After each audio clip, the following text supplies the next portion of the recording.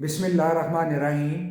आज हम जिस मौजू पर बात करने वाले हैं वो बहुत ही अहम मौजू है और बहुत ज़्यादा कॉमन भी है।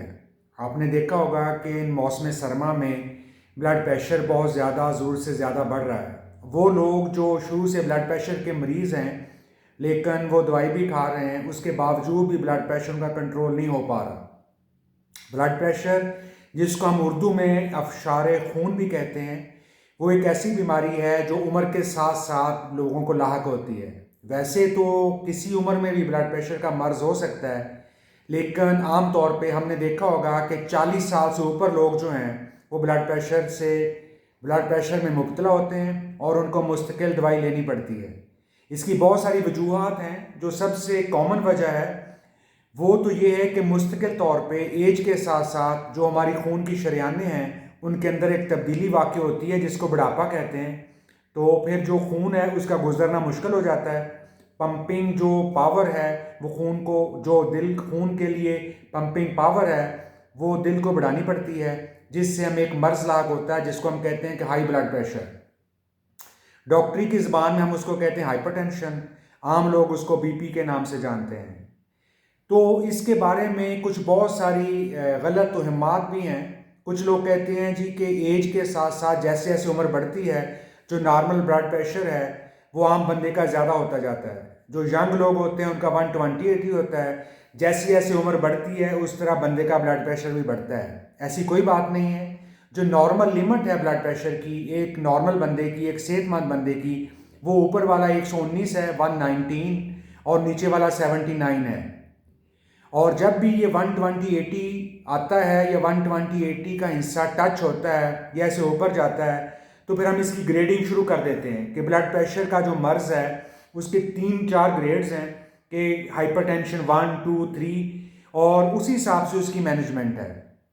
अगर हम देखें कि ब्लड प्रेशर जो है वो 120/80 से ज़्यादा हो रहा है तो फिर वो नॉर्मल नहीं है। तो उस बंदे को सोचना चाहिए, अगर उसकी फैमिली हिस्ट्री भी है, कि उसको आने वाले वक्त में ब्लड प्रेशर का मर्ज़ होने का चांस है। दूसरी बात, ये सोचा जाता है कि जो ब्लड प्रेशर के लोग हैं वो अंडे का इस्तेमाल नहीं कर सकते, वो गर्म चीज़ें गोश्त वगैरह का इस्तेमाल नहीं कर सकते। ऐसी कोई बात नहीं है। एक नॉर्मल बंदा गोश्त का इस्तेमाल कर सकता है, एक नॉर्मल बंदा अंडा खा सकता है रोज़ाना की बुनियाद पे। इसी तरह एक ब्लड प्रेशर के मर्ज़ से लाहिक आदमी जो मरीज़ है वो भी उसी तरह फुल एग खा सकता है। फिर कुछ लोग सवाल करते हैं कि अंडे की गोली जो है, जो एग यॉक है, जो जर्दी है, उसको भी साथ खाना चाहिए या सफ़ेदी ही खानी चाहिए। अगर किसी और वजह से अंडे की जो जर्दी है वो मना नहीं की गई तो इसमें कोई हर्ज नहीं है कि फुल एग खाया जाए। हाँ, अलबत्ता फ़र्क उस वक्त पड़ता है जब आपकी डाइट के अंदर, आपके सालन के अंदर, आपकी चाय में, या आप सैलड के अंदर, या आपके आटे के अंदर जब नमक की मिकदार ज़्यादा होगी, साल्ट की मिकदार ज़्यादा होगी, तो फिर ब्लड प्रेशर पे असर आएगा। इसी तरह जब आप अंडे को नमक लगा के खाएंगे तो ब्लड प्रेशर पे असर करेगा। और दूसरा सालन जो गोश्त वगैरह है, अगर वो ज़्यादा मुरगन बनाया गया है, ज़्यादा मसाला जात हैं, ज़्यादा नमक डाला गया है, तो वो ब्लड प्रेशर पे असर डाल सकता है। तीसरी बात ये है कि कुछ लोग कहते हैं जी कि हमारा ब्लड प्रेशर लो हो गया है। तो लो ब्लड प्रेशर जो है वो कोई इतनी आम मरज़ नहीं है। जैसे कुछ लोग कहते हैं 100/70 है या 90/60 है। ख़ास तौर पे बच्चे बच्चियां जो यंग हैं वो अक्सर हमारे पास इस कंप्लेंट के साथ आते हैं कि हमारा ब्लड प्रेशर लो रहता है या नॉर्मल से कम रहता है। तो लो ब्लड प्रेशर की कोई लोअर लिमिट नहीं है। हर वो लोएस्ट ब्लड प्रेशर जिसके ऊपर किसी शख्स को कोई मर्ज़ नहीं आता, कोई सिम्टम्स नहीं आते, कोई अलामात नहीं आती, या फिर दूसरे लफ्ज़ों में कह लें वो लोएस्ट ब्लड प्रेशर लेवल जो कोई भी बंदा टॉलरेट कर सकता है वो उसका नॉर्मल ब्लड प्रेशर लेवल है। अल्लाह पाक ने हर बंदे के जिस्म के, जैसे जिस्म हर बंदे का डिफरेंट है, इसी तरह उसका ब्लड प्रेशर लेवल भी डिफरेंट है। क्योंकि हर बंदे के जिस्म के अंदर खून का साइज़, खून की मिकदार, दिल का साइज़, शरीयानों का साइज़ और उसके अंदर होने वाली डिफरेंट तब्दीलियाँ हर बंदे की ज़िंदगी के हिसाब से मुख्तलिफ हैं। इसीलिए इस जहन में इस चीज़ को लेके चलना कि बंदे का नॉर्मल जो ब्लड प्रेशर है वो 120/80 होना चाहिए, ऐसी बात नहीं है। 120/80 सिर्फ वो एक लेवल उसको डिफाइन किया गया है कि उसके ऊपर जब जाता है तो हम सोचना शुरू हो जाते हैं कि इसके ऊपर अब इसकी मैनेजमेंट होनी चाहिए या ट्रीटमेंट होनी चाहिए या कोई अफासी मैयर से लेने चाहिए। अदरवाइज अगर 120/80 से आपका कम ब्लड प्रेशर आ रहा है तो इसमें कोई डरने वाली परेशानी वाली बात नहीं है। ब्लड प्रेशर लो उस वक्त होता है जब कोई दिल के अमराज लायक होते हैं या ओवरडोज हो जाता है या पानी की कमी हो जाती है, जैसे गैस्ट्रोएंटेराइटिस हो जाता है, पानी कम पिया जाता है या पसीना ज़्यादा आ जाता है, नमकियात की कमी हो जाती है, जैसे बच्चों के अंदर पानी की कमी होती है, दस्त का शिकार हो जाता है।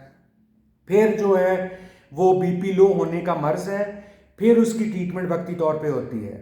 अदरवाइज उसके बारे में परेशान होने की ज़रूरत नहीं है। तीसरा ये कि जो भी ब्लड प्रेशर की दवाई तजवीज़ की जाती है वो लाइफ टाइम है। अगर कोई ऐसी वजह नहीं है कि जो कि वक्ती तौर पर हुई है, तो इसके अलावा अगर किसी को प्राइमरी हाइपरटेंशन है जो बुनियादी ब्लड प्रेशर का मर्ज है, उसको सारी उम्र दवाई लेनी पड़ती है, यानी दवाई से कोई नागा नहीं है। कुछ लोग ऐसा करते हैं कि ब्लड प्रेशर की दवाई कुछ दिन खाते हैं, उसके बाद ब्लड प्रेशर नॉर्मल हो जाता है, वो दवाई छोड़ देते हैं। उनके जहन में ये खदशात होते हैं कि शायद ब्लड प्रेशर नॉर्मल होने के बाद भी अगर वो दवाई लेते रहेंगे ब्लड प्रेशर की, तो ब्लड प्रेशर एक नॉर्मल लिमिट से बहुत ज़्यादा नीचे चला जाएगा, जो उनके लिए ख़तरा साबित हो सकता है। ऐसा बिल्कुल नहीं है। जिस्म के अंदर एक निज़ाम मौजूद है जो कि ब्लड प्रेशर को एक नॉर्मल लिमिट से लो होने से बचाता है। जब तक वो निज़ाम डिस्टर्ब नहीं होता, जब तक वो निज़ाम वीक नहीं होता, कमज़ोर नहीं होता, किसी सूरत भी आपका ब्लड प्रेशर लो नहीं हो सकता। ठीक है। और ब्लड प्रेशर की दवाई जो है वो भी एक नॉर्मल ब्लड प्रेशर लेवल से उसको नीचे नहीं लेके जाएगी। एक ख़ास हद तक उसका अमल होता है, उसके बाद उसका अमल नहीं होता। इसलिए जब तक आपका मॉलेज आपकी दवाई चेंज नहीं करता, वो उसकी डोजेस लो नहीं करता या उसकी रूटीन चेंज नहीं करता, आप उसके मशवरे के बगैर किसी भी सूरत अपनी ब्लड प्रेशर की दवाई में नागा बिल्कुल ना डालें। अदरवाइज जब ब्लड प्रेशर बढ़ेगा तो मुख्तलिफ किस्म की कॉम्प्लिकेशंस होने के चांसेस होते हैं। पहले तो ये कि ब्लड प्रेशर जब बढ़ता है बाज़ दफ़ा उसके कोई सिम्टम्स नहीं आ रहे होते, वो साइलेंटली, जिसको आम ज़ुबान में कहते हैं साइलेंट किलर, इसके तौर पे वो बढ़ता रहता है और एक लम्हा ऐसा आता है कि अपनी कॉम्प्लिकेशन डेवलप करना शुरू हो जाता है।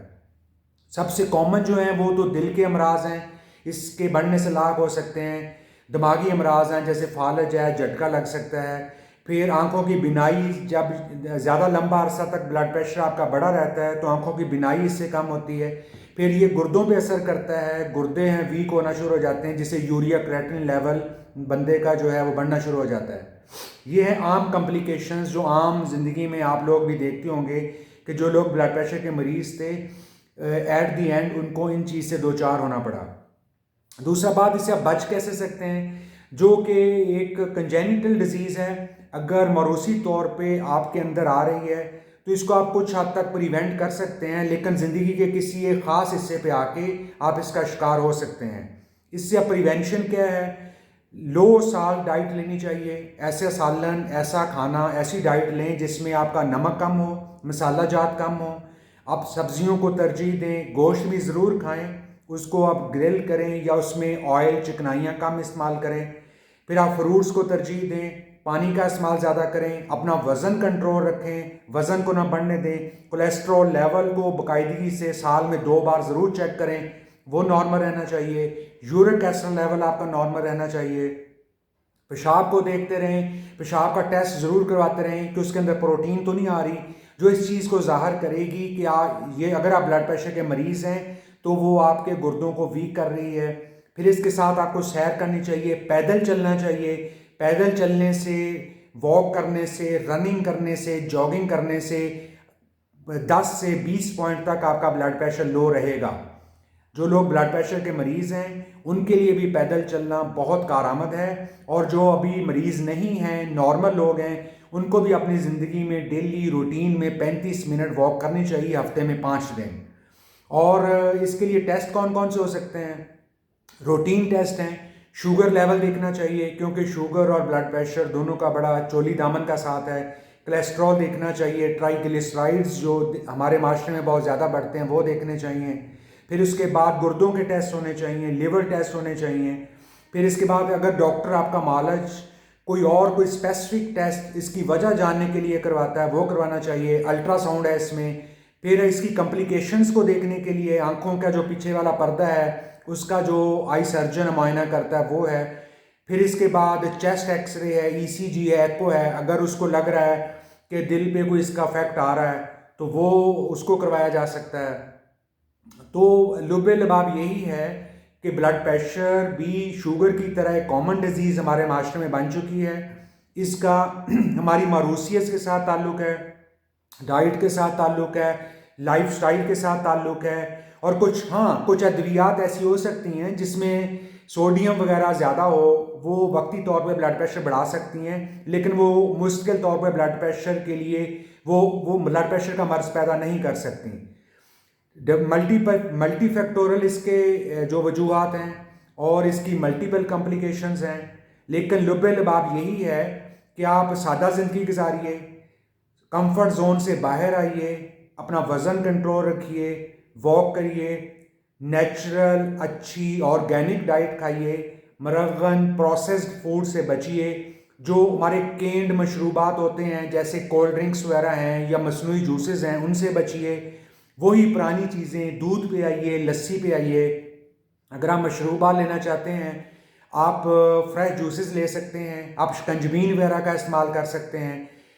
चाय और कॉफ़ीन भी उन लोगों को कम लेनी चाहिए जो ब्लड प्रेशर के मरीज़ हैं। अदरवाइज़ अगर एक नॉर्मल आदमी है, वो कॉफ़ी लेता है, चाय लेता है, कहवा इस्तेमाल करता है, वो ब्लड प्रेशर का मर्ज़ पैदा करने में इन चीज़ों का कोई ज़्यादा मेजर रोल नहीं है। बहुत शुक्रिया, खुश रहिए, सलामत रहिए, जज़ाकल्लाह।